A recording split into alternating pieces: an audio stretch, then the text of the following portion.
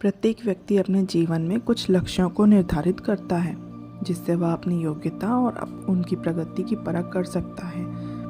यदि लक्ष्य हासिल नहीं होता है तो वह अपनी कमियों को देखता है, उसमें सुधार करता है और फिर उन लक्ष्यों को हासिल करने की कोशिश करता है।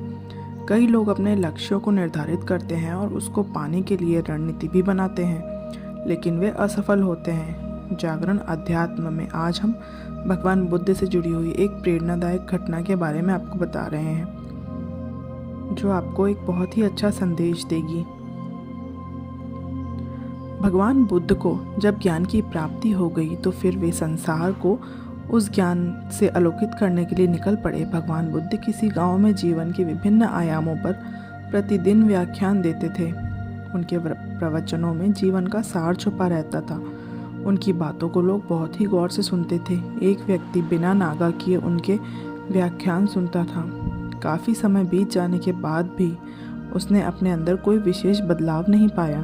इससे परेशान होकर वह एक दिन बुद्ध के पास गया और बोला कि वह लंबे समय से एक अच्छा इंसान बनने के लिए उनके प्रवचनों को सुनता आ रहा है, लेकिन उससे उसे कोई विशेष लाभ नहीं हुआ। वह एक अच्छा इंसान नहीं बन पाया, उसमें कोई खास बदलाव भी नहीं आया। उनकी सारी बातें सुनकर बुद्ध मुस्कुराए। उन्होंने उनके सामने एक गांव का नाम लिया।